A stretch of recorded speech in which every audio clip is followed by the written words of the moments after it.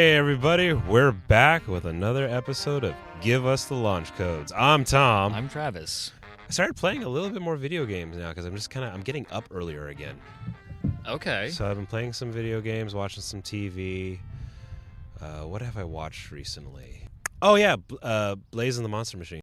Oh, that's the kid show. Yeah. That your kid watches. Yeah, that my oldest watches. He likes it. He likes Blaze and the Monster Machine. It looks like a cheap-ass version of Cars. That's what it is. But you get sucked in because I like the character Pickles. He's literally a pickle car. Like, it's kind of cool. I don't care actually about Blaze at all. I like Pickles. Pickles and Crusher are my jam. It's fun. I got into a mood this past week where I'm like, I just want to look. I was looking for something new or something I hadn't watched in like a while, and I was like, I don't want anything complicated. I'm just gonna watch Bones. Oh, how is Bones? I've never watched it. Bones is like, what if, like, CSI, but the characters had personality. Ouch! I like that. Because it's like, yeah, what if CSI, but the characters were memorable? Because, at least what you have is, like, this hot will they or won't they couple at the center. She's gorgeous. And so David good. Boreanaz is, like, a charismatic hunk, always has been. She always, the lead for Bones always reminds me of the female redhead cop from The Shield. Like, they're just gorgeous women. But if she was like an autistic character that was like left out of The Big Bang Theory, and also wasn't doing shady shit on the job. Yeah. I wasn't doing shady shit. Like, that's the thing. I'm watching the show. I'm like, holy fuck, Dr. Brennan is autistic. They won't say it, but goddamn. Is it more than Hank with his grass and his lawn? Oh, way more. Oh my god.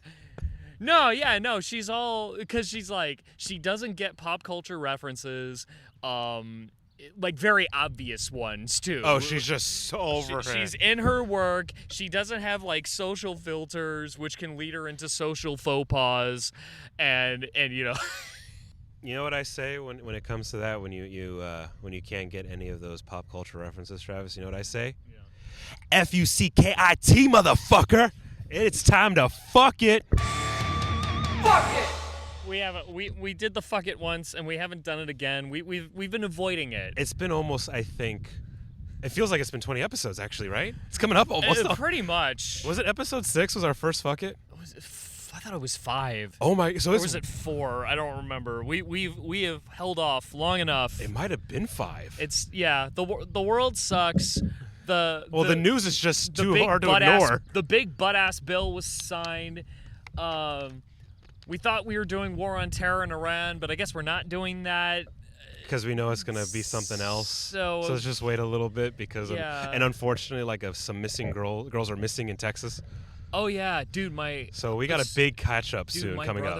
My brother-in-law, one of them. How many brother-in-laws do you have? This one's married to my sister, so like he's actually from, his family used to live in that area, and he actually, like, they've lost some people. Holy fuck. Like there's some people that they knew that passed. So you're saying we got a big month catch-up thing? It's yeah. That's gonna be a big episode coming up. Yeah. I mean, I don't want to make light out of that just because, like, it's, it's personal, but yeah, it's really devastating, and there's just a lot of questions that need to be asked about, like, why weren't they warned?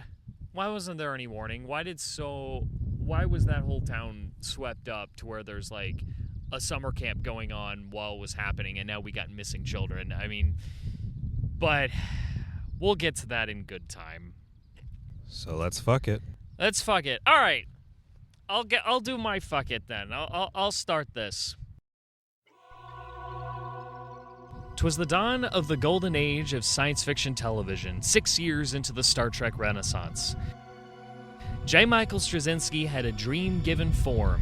His goal was to revolutionize the genre with something resembling that of an epic novel.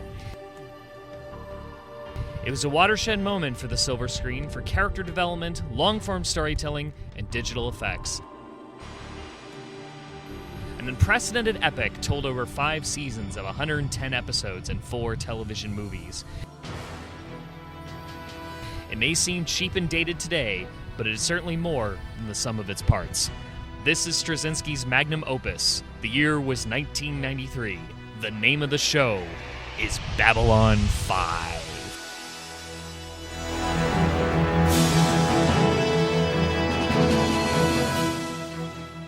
In my opinion, it's up there with Twin Peaks as being a pioneer of drama storytelling, except because it has spaceships in it, people don't talk about it as much as they talk about Twin Peaks. So yeah, it went from 1993 to 1999. Is a 5-season. I want to say it was like the first TV show where everything was planned out front to back. And I would say it did it better than most TV shows attempting to do the same since have. It was the brainchild of J. Michael Strazcynski. J. Michael Strazcynski, some things you might know, he wrote the screenplay to the Angelina Jolie film Changeling.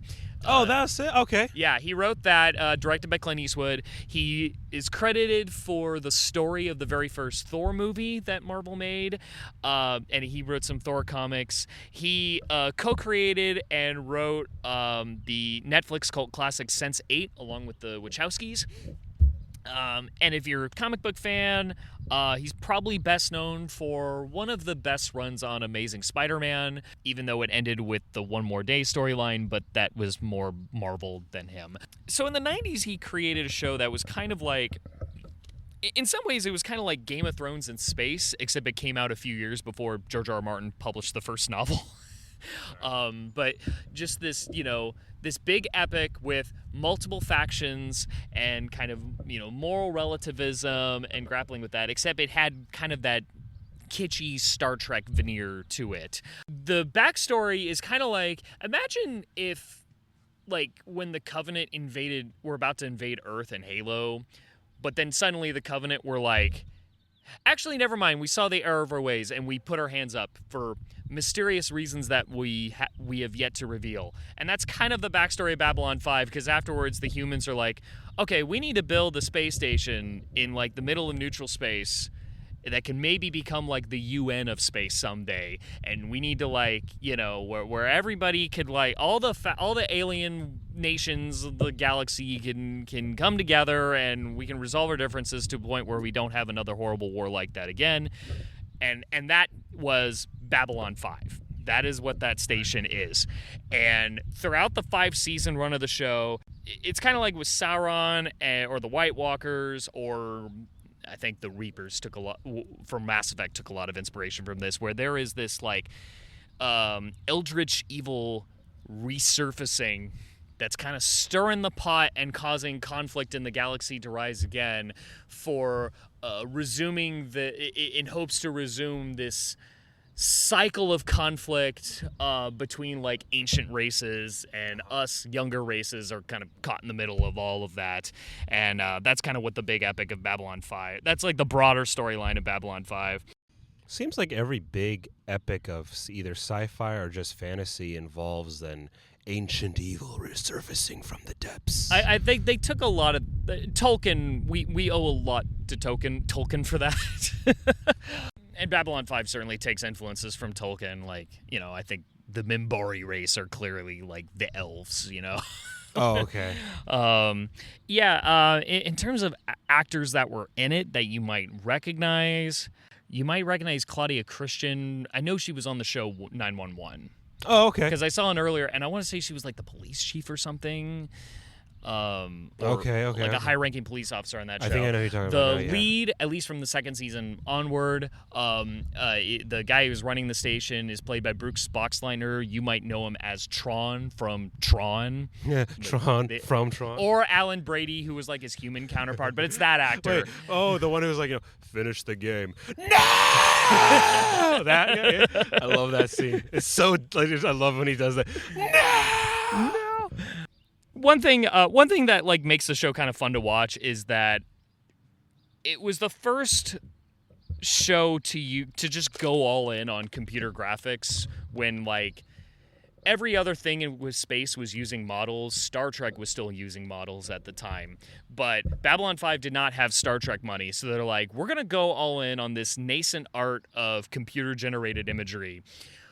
And they took full advantage of that where, like, the space station was spinning. And you couldn't really do that with models. Oh, shoot. It was, like, actual spinning? Yeah. That's cool. Yeah, because it was, like, centrifugal force gravity because the humans had not figured out how to do artificial gravity yet. And then a lot of the alien spaceships were, like, very, very alien in design. Some of them had like moving parts like cannons and stuff that you could actually see like on the full body of the ship. Okay. So like you couldn't do that stuff with models. No.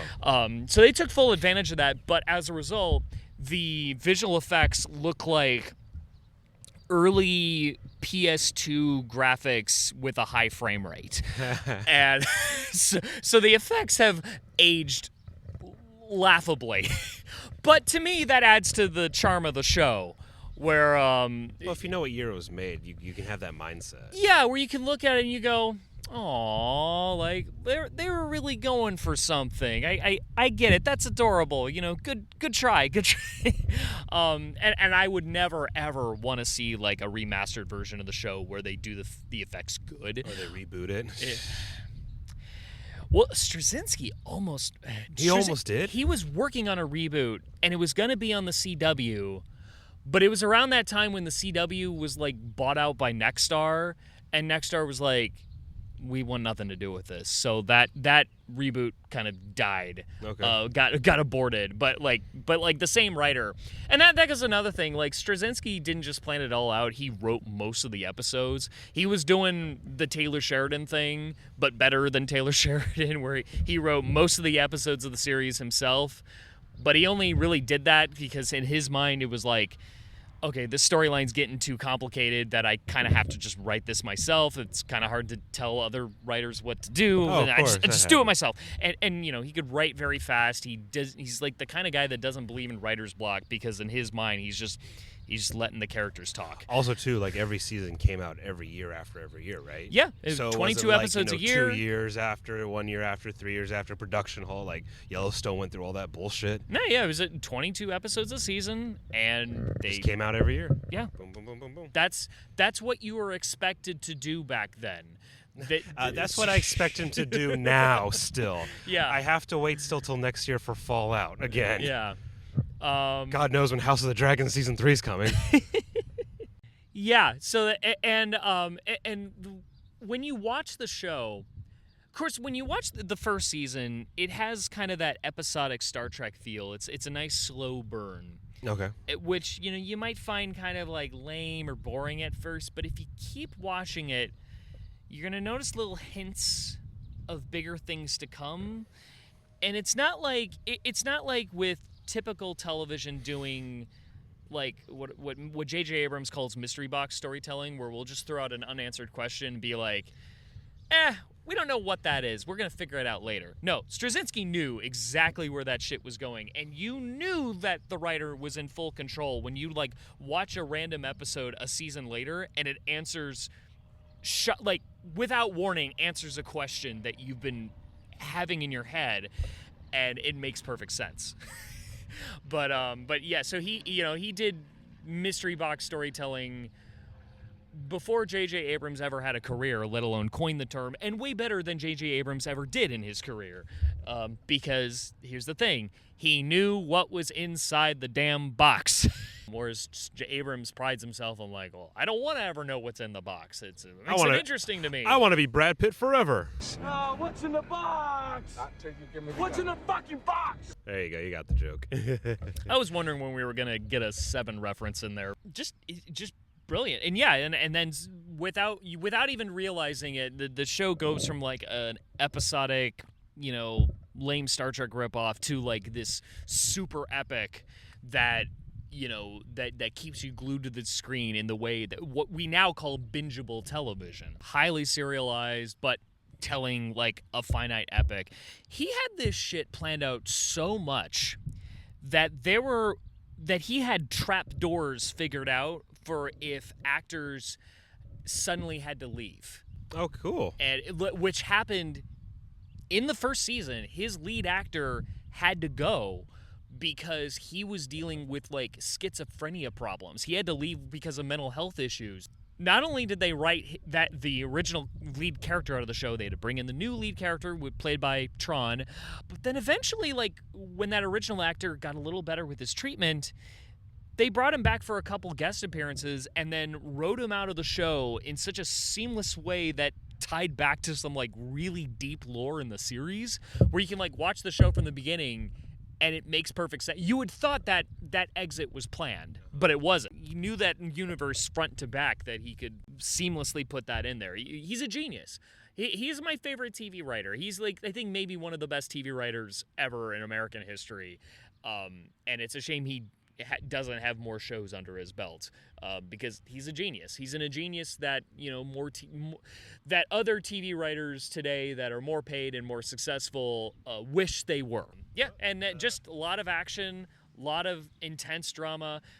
Something that about that show that I think would be very resonant today, in that show's future, which is like mid 23rd century. Okay. Unlike Star Trek, which Gene Roddenberry insisted that by that future, humanity figured everything out. We solved all our problems. There's no crime, there's no hunger, there's no racism. United Earth. In Babylon 5, we did the United Earth thing, but we still got our issues.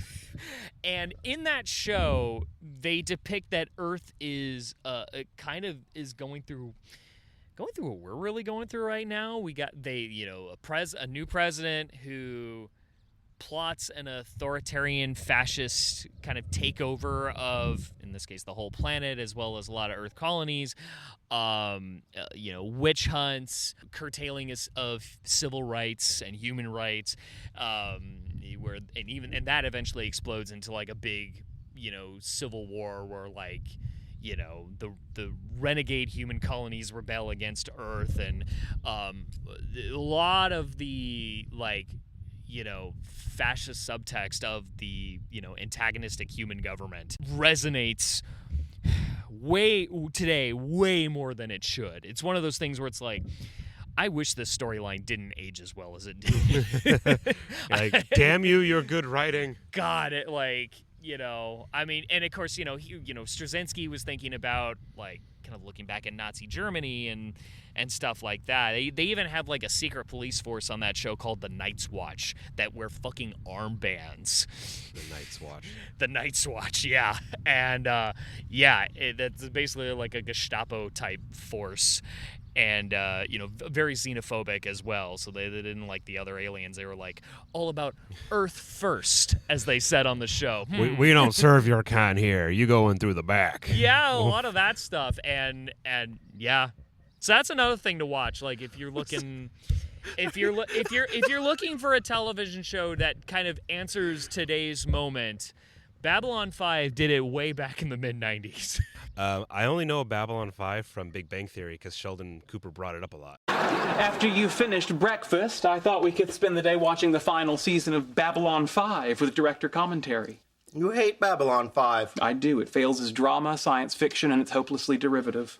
Yeah, Sheldon Cooper has really bad taste. I don't know why he hates that show so much. That's what I'm saying, yeah.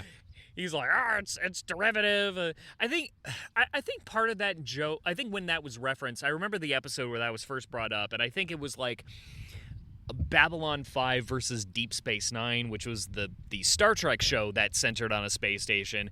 That might have been a subtextual reference to some little behind-the-scenes rivalry between the two, because Strazcynski first pitched the concept to Paramount, the Star Trek studio then, in 1989. Eventually, Paramount turned it down. He eventually pitched it to Warner Brothers. Warner Brothers took it. That Warner Brothers Television was the studio behind Babylon 5. Both B5 and Star Trek Deep Space Nine came out at the same time. Oh, so I want to say here they aired like back-to-back on the same channel. Damn. And they're both very similar. And Strazcynski, while he never sued, he had always questioned whether or not Paramount took his notes and were like, let's retroactively use this for a Star Trek show instead. And so there's been a lot of, it's a controversial thing. It's like, did Deep Space Nine rip off Babylon 5? And I love Deep Space Nine. I would say that's like also one of my favorite shows ever. And I would say that there's enough differences between the two shows, especially as they evolve, that they're kind of separate things. Like, why can't you have more than one space opera takes place on a space station? But I think that's what the Big Bang joke was deriving from. Okay, it's like, if you know, you know. Yeah, Babylon 5 is just absolutely incredible, way ahead of its time. Obviously, if the storyline's still relevant for today's times. Yes, and a lot of TV writers, a lot of TV writers and producers probably should give Babylon 5 a look, and because there's a lot of valuable lessons that could be learned from that show in terms of how TV is produced, how you plan your storylines in advance if that is what you want to do, which you don't have to do. I mean, but look into it. But if you pride yourself like, we got a plan, then maybe look to Babylon 5 and see, like, how do you make having a plan interesting? Because you can have a plan and, it doesn't really matter in the viewing experience. But, if you could do a show where if you know what's going to happen in season 3 and you can drop some hints of it in season 1 and then plan your big reveals in a way that'll surprise you and catch you off guard, and not just be like, yeah, we're going to answer all those questions in the big season finale. If you could be that clever, then I think you're doing the whole we got a plan right. Otherwise, don't even bother with the plan. Just write a good pilot and then hire a bunch of good writers and then figure it out that way. Incredible television. I think it's on Amazon at time of recording. Hopefully it stays there for a while. Worth checking out. You can get past the... if you said Warner Brothers, wouldn't it be on HBO Max? It was on HBO Max. Oh, they took it off? And then they took it off. Although when they put it on HBO Max, that's when they gave like the live action... The stuff with actors, I don't know if they did this with the computer graphics, but they kind of gave it like a 1080p facelift, which is nice. So it's like, it doesn't look standard def anymore. It doesn't look like crap. It looks passable. So, because which you can do that if you shot on film. And I think that remaster has carried over into like you can watch that version on Amazon now. Babylon 5 already. Mm-hmm. There are things in the universe billions of years older than either of our races. They are vast, timeless, and if they are aware of us at all, it is as little more than ants, and we have as much chance of communicating with them as an ant has with us. We know. We've tried. And we've learned that we can either stay out from underfoot or be stepped on. They are a mystery, and I am both terrified and reassured to know that there are still wonders in the universe, that we have not yet explained everything. What's your fucking dude? Travis, do you like killing zombies? I've only ever done it in the Last of Us games, I will admit. That's my only experience in killing zombies. Something close to a zombie, but not like legit undead, like... Not like a classic dead corpse rising kind of thing. I bring up zombies because, for my fuck it, it's a Resident Evil game. Have you ever played a Resident Evil game? I don't think I have. I'm trying to remember because I've been to arcade games that have like the arcade version of Resident Evil 3 Nemesis or something. No, it's Code Veronica. That's the one that most. Okay, I'm trying to remember if I ever played any of those. House of the Dead's a different one. Yeah, I also might be confused with House of the Dead.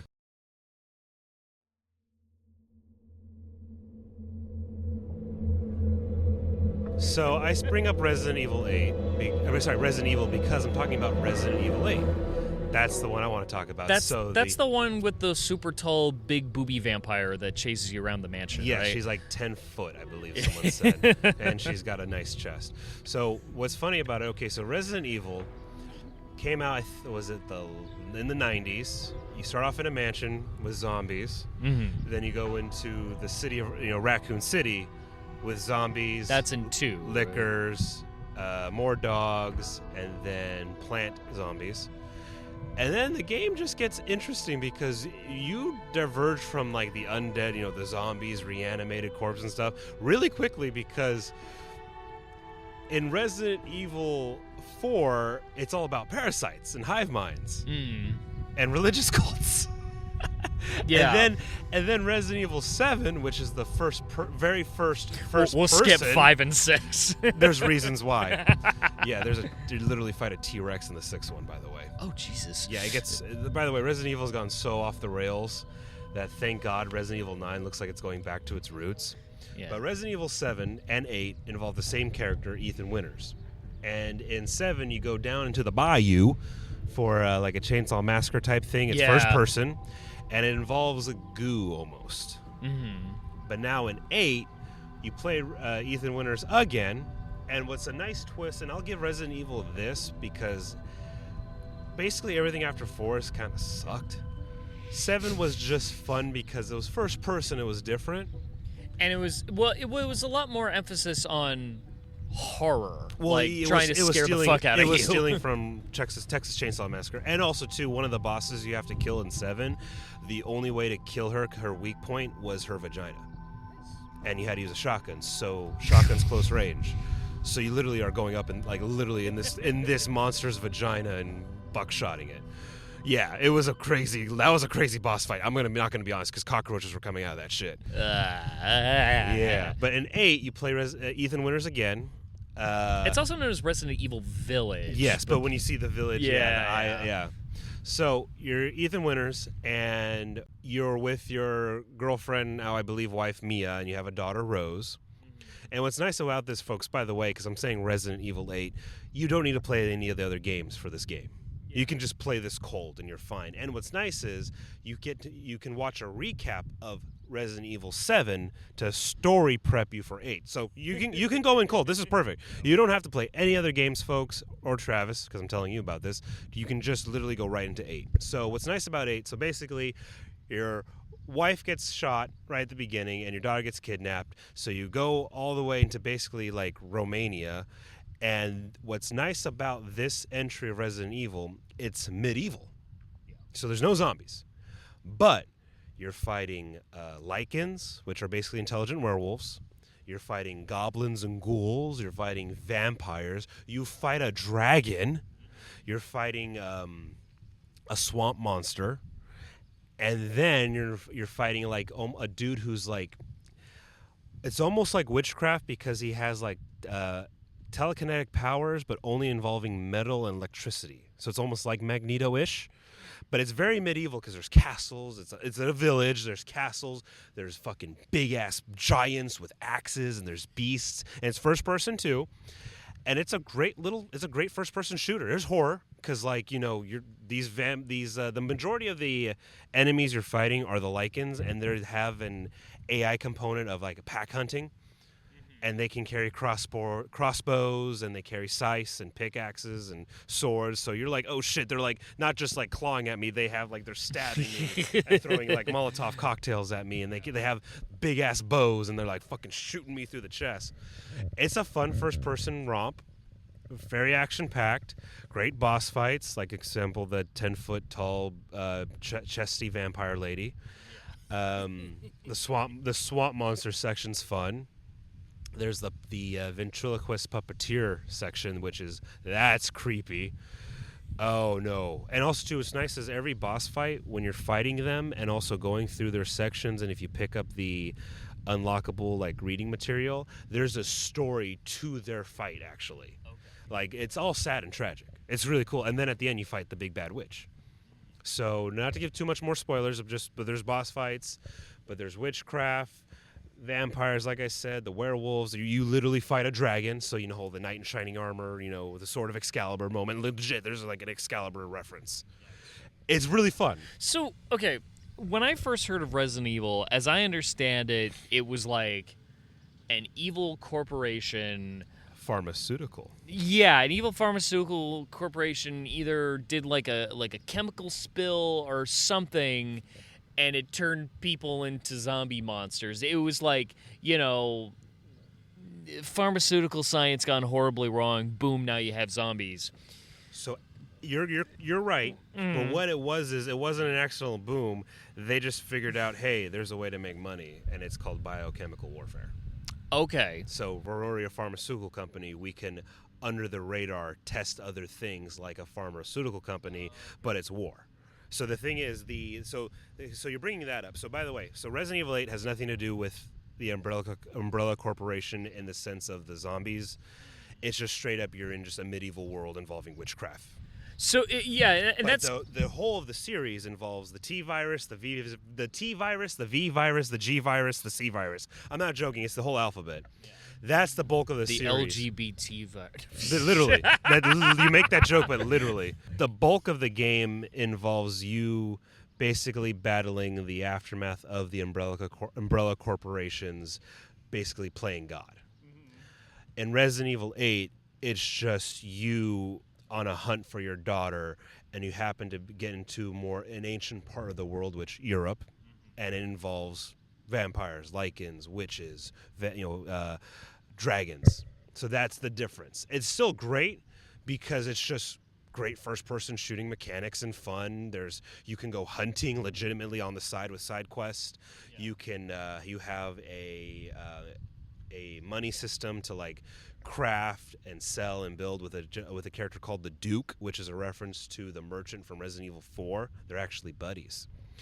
And you can buy guns, trade guns, sell jewelry, find crystals, and craft your weapons, and yeah.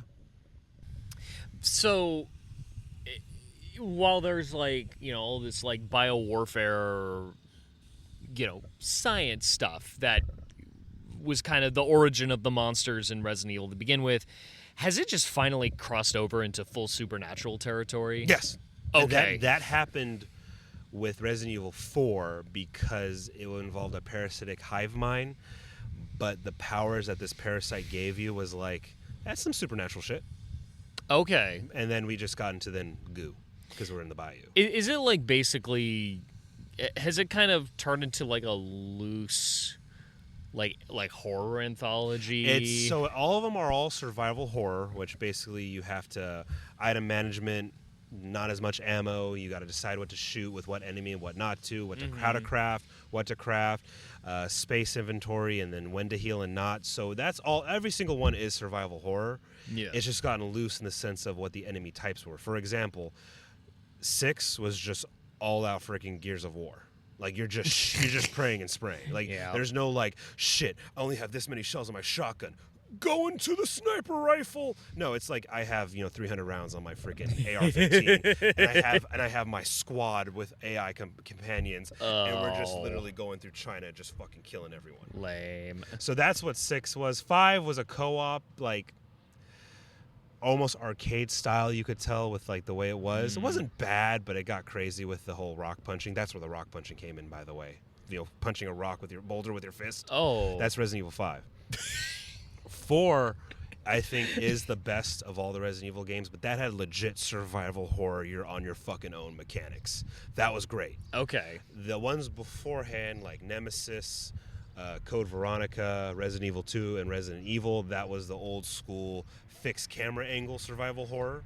So those are good games. The remasters for 2 and 3 are amazing. Not the remake like they did for 1. But I'm talking the remaster for 2 and 3. Those are super awesome. Play those too. The remasters got oh, you want horror? Here's your horror. You got a flashlight in one hand, the shotgun in the other, and when you pump your shotgun, it gets dark. But 8, so specifically talking about 8, I think you'd like it because of the medieval quality to it, the supernaturalness, and it's some cool fantasy horror. And it's also I've never seen werewolves. The werewolves from, it's almost like Underworld, where there's intelligence, pack hunting, strategical planning. That's what these lycans are doing. They surround you. There'll be some shooting for you from afar with a crossbow, while others come in with a shield and a scythe to mess with you, and others are throwing Molotov cocktails. It's like the raptors in Jurassic Park. Yeah, it's really, and they swarm you.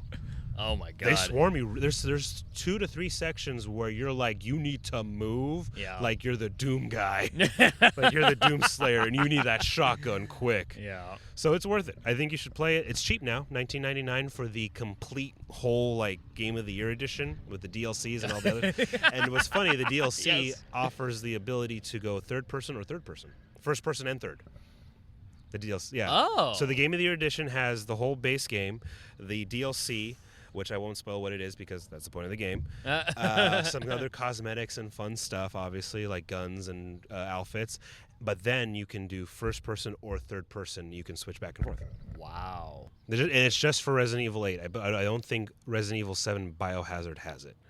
But 8's a fun, a good, I'd say, 25, 30-hour game, just so you can enjoy the world. It's snowing, so you're walking through the snow. You can go off to hunt or off to treasure hunt. You can also backtrack through the village to obviously get more items and, like, jewelry and, like... Is it like a... How is it like kind of open world sandbox? Yeah, but it's not like as big as like Red Dead or anything like that. No, it's not like open world Red Dead. It's more like open world, like you have a hub, but it's a big linear hub. Like you're backtracking in the sense like how the Metroid games you're backtracking a lot. Okay. But in this one, like the village is a nice size village for a game. Kind of reminds like me. It feels like an actual village. Okay. So kind of like the first Arkham game, where it's just the asylum. You know what? Think of Arkham City. That kind of like it's open world. Okay, that big. Okay. Well, in the sense where it's open world, but you know Arkham City is like there's a limit. Like you can't go. It's like.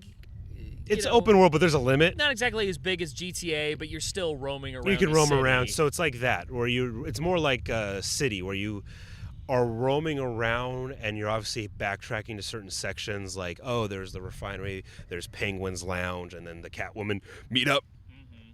It's like that. Not as big as City was, because remember City had the height, not the Yes, yeah. But Resident Evil Village does have, you are walking a bit. Yeah. From point A to point B for certain things. Okay.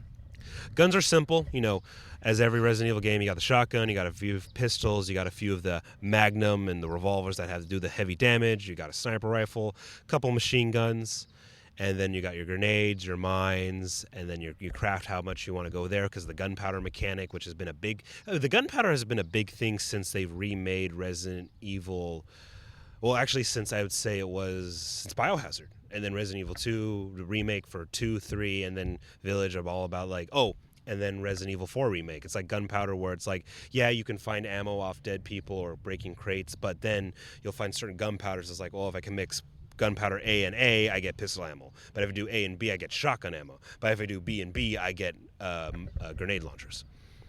I think it's fun. It's cheap, $19.99. Okay. Fun to the point. In-your-face action because it's first person. It's gory. There's a cool moment, and not to spoil it, you can play 2 characters in the game. And when you play your second character, that's where more of the truth of this village comes out. And there's I'm talking a huge, basically Spec Ops The Line moment where you go, oh, fuck. That's what's been happening this whole time? Oh, no, yeah. When you play there's 2 characters you get to play. And when you get to play the second character for a quick bit, there's a big moment of like, oh. Okay, this game got really heavy. Oh, was I the bad guy the whole time? More of you had to do it and you felt bad because you're not the bad guy, but what you had to do makes you go like this. Dear God, this person's evil. I must put this person down. You made me do this. Yeah, I'll say this. There's a quote unquote cleansing level. Oh. But you'll realize what you cleansed in the end.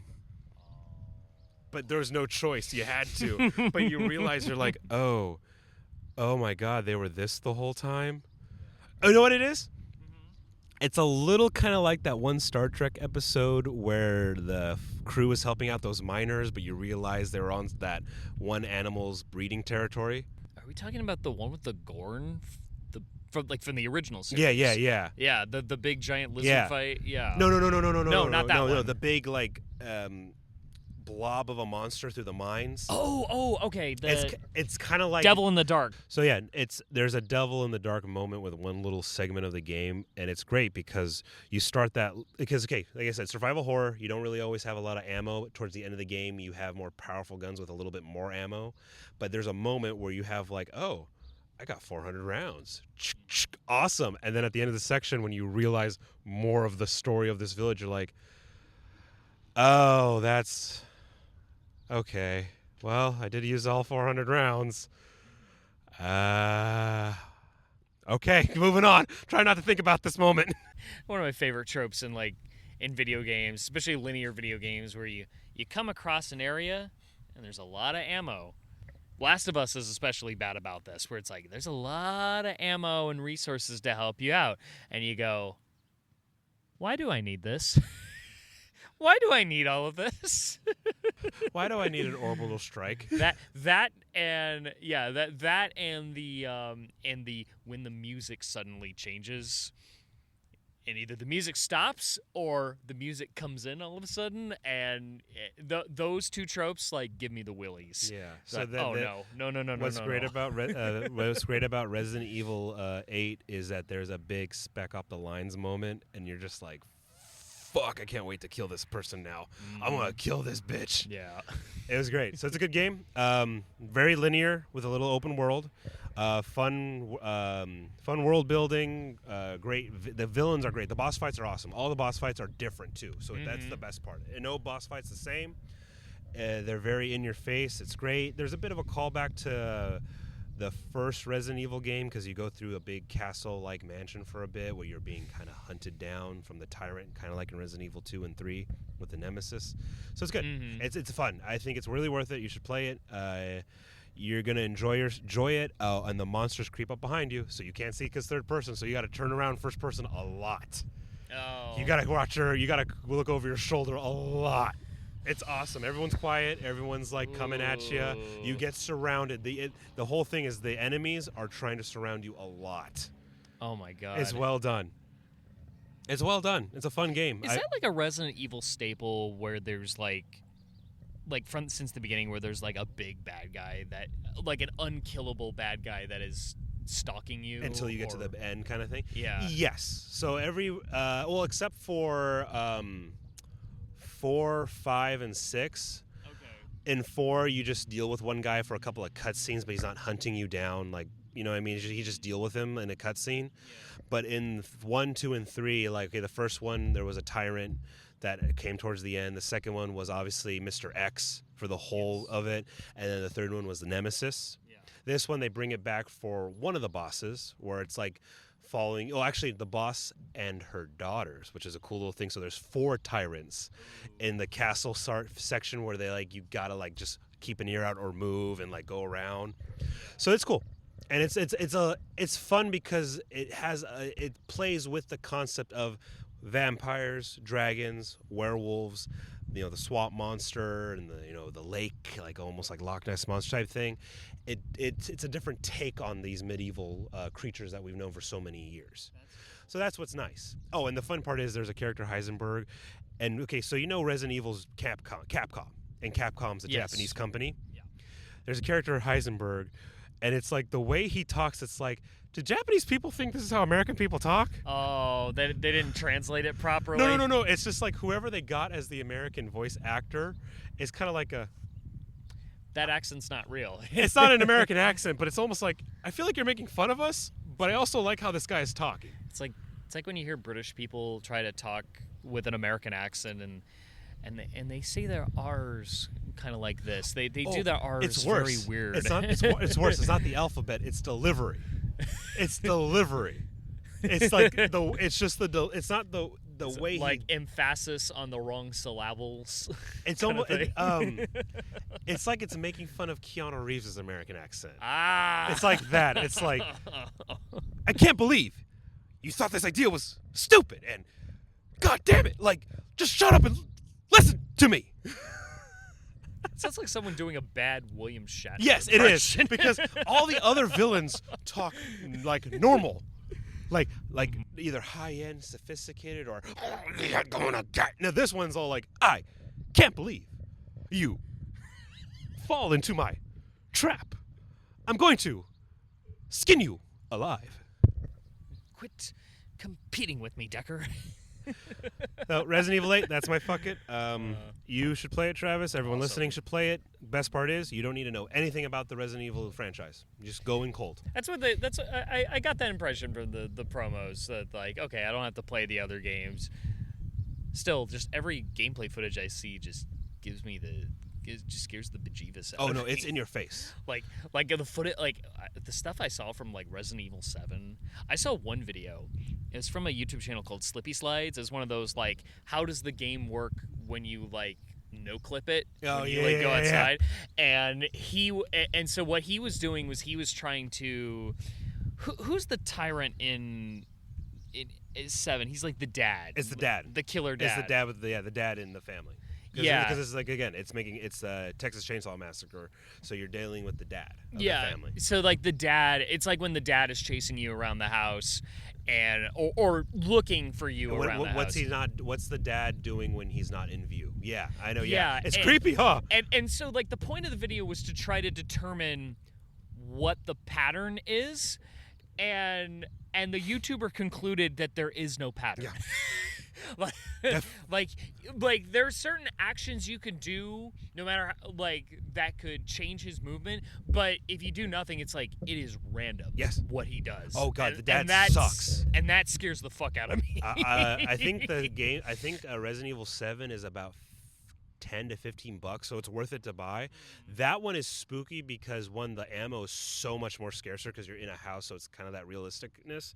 But it's literally you're in the backwoods hillbilly country, and like they really emphasize the disgusting and like unpredictableness. The other bosses are very linear, like you just find them. The dad is stalking the shit out of you, and there's nothing you can do. And he's just laughing and having fun with you. And the thing is about the dad, it's not like automatic, I'm trying to kill you. No, like a couple times he'll just pick you up and throw you. Like he's a cat playing with a toy. Yeah, like he'll catch you off guard. Yeah, sometimes he's not specifically trying to kill you and like with his actions. He's trying to fuck with you. And you fight the dad like 2 times, 2 to 3 times, and there's like a bunch of false deaths with the dad. Dude, the fucking every time it's like Jesus. It's a fun one. So Resident Evil 8, play it. You don't need to know anything about the Resident Evil franchise. It's fun. It's if you like medieval stuff too, like the Excalibur moment, I love so much. I thought that was cool. I'm like, it's a different take on Excalibur. I liked it, and it's a legit different take on Excalibur. Nice. It's awesome. When you find your Excalibur, you're like this. Okay, this is cool. I didn't expect this.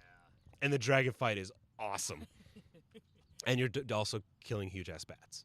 It's great. So play it. It's fun. That's my fuck it. You excited for 9? Yes, I'm excited for 9. I'm glad you brought it up because 9 is... What's it called? It's not Requiem, is it? Oh, it could be. I think it's Requiem, and I'm just Resident Alien. No, not Alien. That's a great TV show, though. I brain farted there. As Travis looks it up, Resident Evil 9's coming out. No, it is Requiem. Oh, it is Requiem? Yeah. Okay, so Resident Evil 9 comes out next year, and I'm super excited about it because, one,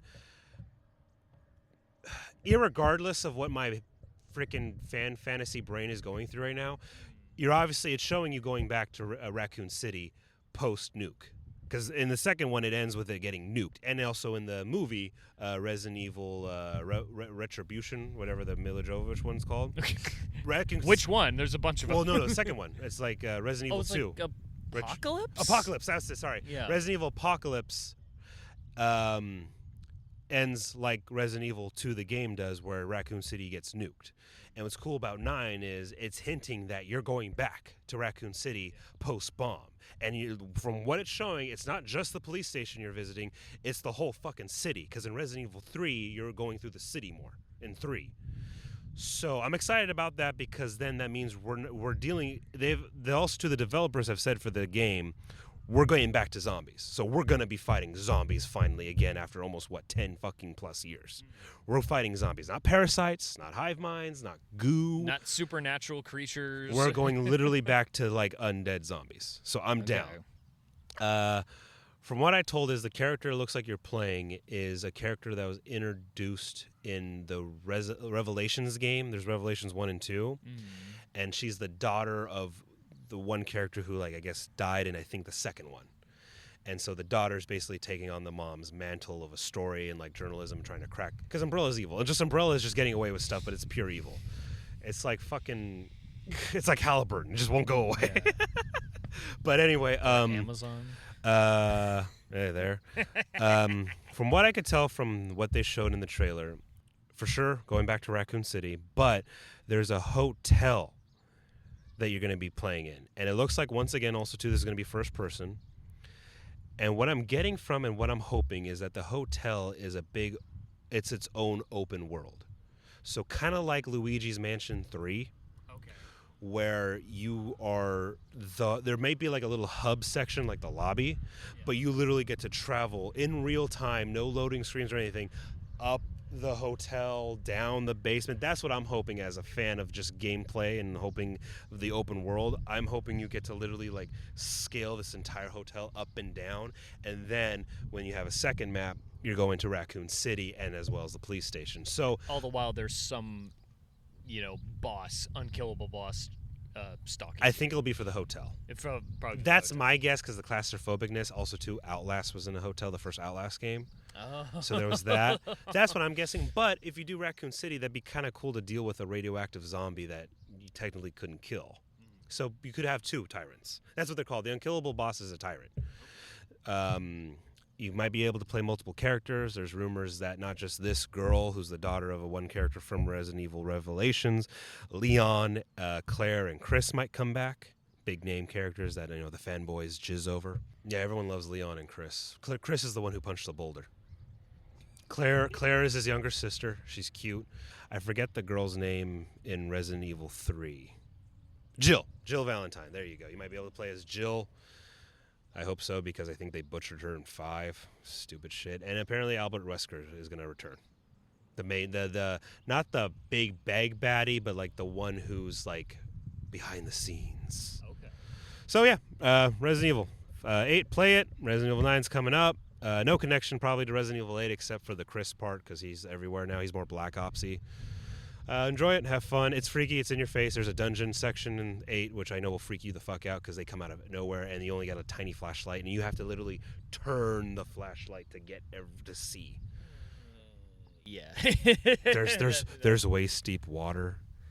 Oh, that's so stuff comes. Yeah. That fills me with stress. So have fun. I think you should play it. You'd have a lot of fun. Can't pray and spray in this one. You got to conserve ammo. I say that's cool, Tom, and then I'm gonna go home and play the PS5 Spider-Man games. Is there a sponsor? Yes, our sponsor is park benches, because they're nice and they're fun, and the city needs to fund it more to clean them more. And that's all cities. Yeah. All cities need to fund their parks more. Yeah. So you can have cleaner night. Because I'm looking at the park bench we're sitting at, and like, if you can find one in the shade, good for you. But like, no, look at the fucking bench table we're sitting at. Like, paint it, goddammit. Just paint it. Yeah, I know. There's like weird burnt parts. And it doesn't even look like rust. It looks like it's fucking burnt. I'm like, did somebody? And look at all the spider webs and stuff. Just get a leaf blower and just like. Yeah. Our sponsor is basically fund your parks better. Damn it, cities in anywhere America. Be more like Sweden. and don't put weird dividers in them that are just there to deter homeless people from sleeping on them, because that makes the benches suck. Yeah, because to sit on and enjoy ourselves. Frankly, I don't want you to tell me where on the bench I want to sit on. I'll sit wherever the fuck I want. Yeah, and you know what? Sometimes, maybe I'm not feeling well. Maybe I do want to lie on something, and I don't want to lie with the bugs and the grass. That doesn't mean I'm homeless. Just means I ate some bad food that day, and I'm walking in the park to get some. Or ate too much food. Yeah, it could be that too, and I'm just getting some fresh air, Or like what we used to be able to do, drink at the park. And if the price is that a smelly person who sadly does not have a roof over their head gets to sleep on the bench every so often, so be it. That's the price of a better bench. I'll pay that price. Hey, everybody gets to enjoy the bench. I'd rather everybody enjoy the bench than nobody enjoy. A few people enjoy the bench and don't get to enjoy the bench as much as they would have. Anti-homeless architecture is evil. Don't support it. I like our fuck-its. It's been a while since we did that fuck-it, and this has been fun. Yeah. See, I didn't spoil this time. I told you. No, I was really happy that you didn't. I was glad. Wasn't foaming at the mouth like last time. I was glad I wasn't sitting in silence for a long time waiting for you to. No. This is great. It was wonderful. Thanks, Tom. You're welcome. Here's a fun way to end it. You ask me one question. I'll ask you. So, Travis, What is a TV show you think needs more love? Without going too much into just a TV show you think needs a little more love that everyone should get back into. For whatever reason, I'm thinking of the show Mr. Robot. Okay. Starring Rami Malek. Very different from Babylon 5, but... I only saw the first season. That was on USA, right? That was on USA. Yeah, I only saw the first season. Oh, first season and season 2, episode 1. That's all I got, and then I just kind of got behind. You know, that was one of those, like... I can't believe a TV network put this on. I can't believe a studio, a Hollywood suit, looked at this and said, yeah, I feel comfortable putting this on TV to the masses. Because there was a lot of kind of like radical subtext in that show. It was basically what Tyler Durden wanted to do. Yes. It was the aftermath of Project Mayhem. Mr. Robot was essentially Fight Club with like a social network veneer. And in my opinion, it got to explore a lot of the ideas of Fight Club better than Fight Club did, but maybe just by virtue of being a television show and taking more time with it. That's a great show, and I feel like I don't know, there was a big like viewer drop off after the second season, and I liked how it ended, I liked how it concluded, but I just feel like people need to go back to it, people with more patience this time. Of course. That's my answer. What about you? For video games, since I did Sure, video games? yes. I think a video game that everyone should pick up and play with earnest is the Wolfenstein franchise. Even like the old school ones and that weird 360 one, which was definitely more supernatural. Because we kind of hate fascists right now and we want to do bad things to them. Actually, it's not just that. First off, it's the specific Wolfenstein I'm talking about is obviously the one Bethesda did with the more like it was for the PS4. Like I forget what year it came out, but like Wolfenstein, the New Order, the Old Blood, and the New Colossus. Yeah. Unfortunately, Youngbloods was shit, so I'm just talking about these four. Oh, sorry, these three. Yeah. It's really good because it's a good piece of alternative history. There's a book I really love, and I hope you read it one day. Everyone should read it. It's called Fatherland. And Fatherland is basically if the Nazis won. And, like, they fucking won. Yeah. So this is, like, almost for me kind of getting a taste of that world because... Like, they invade the United States and occupy us. Wasn't there, like, another book called The Man in the High Castle that was about that? That's about if the axis of powers won. This is specifically if the Nazis won. Okay. Like, the Nazis basically killed the Japs, too. Yeah, they destroyed the Japanese Empire. Which they probably would have wanted to do in if they had the chance. So basically, though, in the Wolfenstein, this one specifically that Bethesda took over, which, again, New Colossus, Old Blood. Sorry. The New Order, the Old Blood, and the New Colossus. The Nazis ruled the world. They won World War II. And you play, obviously, the titular character, B.J. Blazkowicz. And what's cool about this is when you're playing through the game, the New Order takes place mostly in Europe. The Old Blood takes place during the height of World War II, and then the New Colossus is all in America. But what's really cool about it is you see the interesting like architecture if the Nazis really had it. Like you see all the like the big pillars and like they would have brought that like Roman classical thing back. But think of Roman Empire skyscrapers. Yeah, like it's like that joke. I want to bring back the Roman Empire, bro. Should I? Yeah, say Should it. I explain that? Yeah, explain the joke. How did that come about? What were we talking that about? Was like years ago. We were talking about this. What was the scenario? Like Hitler. A bunch of dictators were talking in a bar. Yeah, and they're talking about like their dictatorial visions of like taking over their respective countries, and then Hitler was like, you guys are thinking too simple. I want to reinvent the Roman Empire. And I said bro in the end. But basically Hitler brings the Roman Empire back, but like it's skyscraper version. Yeah. And it's first of all beautiful, like everything. Gameplay's graphic, obviously dual wielding shotguns and shit, but it's that cool like the Nazis have like big ass robotic killer dogs with flamethrowers in their mouths. They have big mech suits. They have it, and you have the mech suits degrade when you're firing. Like it's a destructible environment. Like all three games are phenomenal. I think it needs more attention again because one, great gameplay, but also two, the second one. So the first one got all this love. Yeah. Second one became controversial because it came out in the year 2016, the second one. And apparently killing Nazis got a little bit too... It's one. You had to look at the who was complaining about Wolfenstein getting too political. Well, the thing, it's interesting because the first one, the New Order, fuck yeah, let's kill Nazis. Also, too, we're killing, quote unquote futuristic Nazis. Well, yeah, fucking yeah. And then also too, you get to go to Venus in the second game, New Colossus. Oh, okay. So the first one, the New Order, you get to go to the moon, and it's awesome because the Nazis are on the moon. And the second one, the New Colossus, you go to Venus, and it's so cool. But the second one got all of a sudden controversial to be killing Nazis all of a sudden for some weird fucking reason. It was like, whoa, it's a little not palpable to be, putting an axe through a Nazi's skull, and it's like, when is it not? It's awesome to kill Nazis. Does everyone forget Inglourious Bastards? We should, it should be widely acceptable. The most acceptable form of political violence is to kill Nazis. It's great, and also cool. The second one's great because the Nazis are fully showing you now how they took over America. And there's a moment that made me laugh in that game where you're walking through Alabama.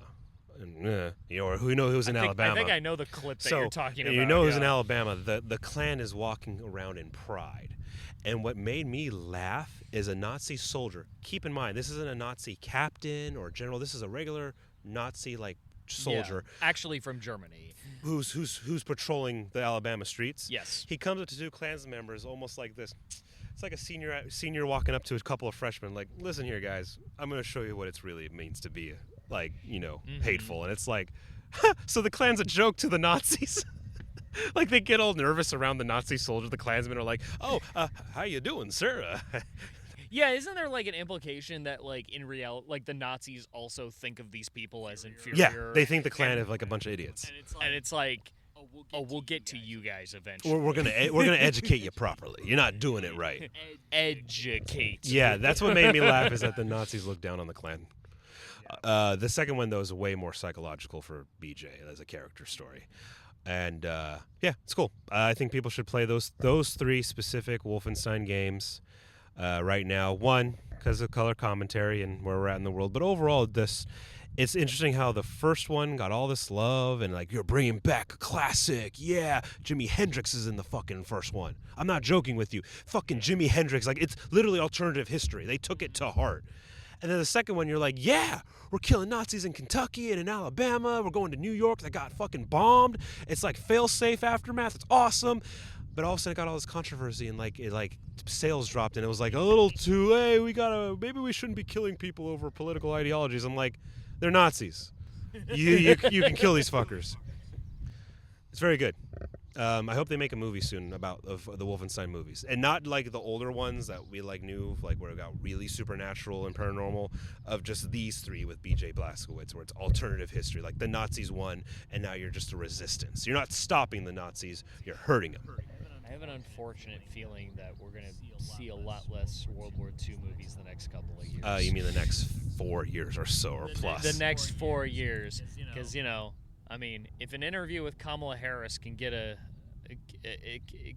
studio to cave to a lawsuit against the president. Yeah. So only for $16 million too. Wasn't even that much money. I know, it was almost just Blumhouse makes movies that cost more than that. It was almost it's just a dick contest, wasn't it? It was just so Paramount can go through with a merger that they've been trying to get through the last couple of years, and the administration was blocking it. It was some quid pro quo shit, but still, just have a feeling we're not going to see a lot of American soldiers killing German troops in our screens for a while. Which sucks, because those are the best type of... Who doesn't... It's the most, it's the most fun. It's the best type of war movie. You can get away with this. It's the European theater. Yeah. Because of the Pacific theater, it's just oh, this sucked. The European theater, this. No, this is great. This is Glorious Bastards, Band of Brothers, Saving Private Ryan, freaking Overlord, which is all the Nazi zombies. I know this we seemingly went off topic, but trust me, this stuff about fighting fascists ties in very well with Babylon 5, as I mentioned earlier. So I think we went full circle there. Hey! No dictator, no invader can hold an imprisoned population by force of arms forever. There is no greater power in the universe than the need for freedom. Against that power, governments and tyrants and armies cannot stand. The Centauri learned this lesson once. We will teach it to them again. Though it take 1,000 years, we will be free.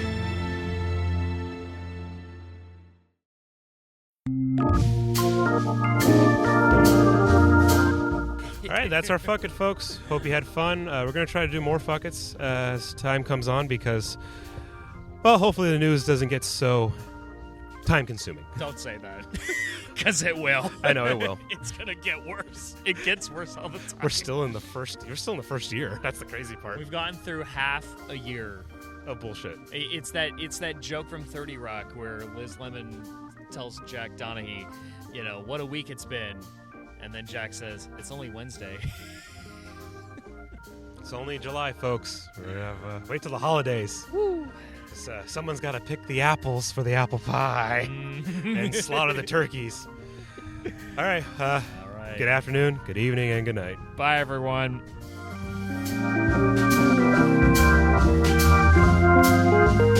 Thank you.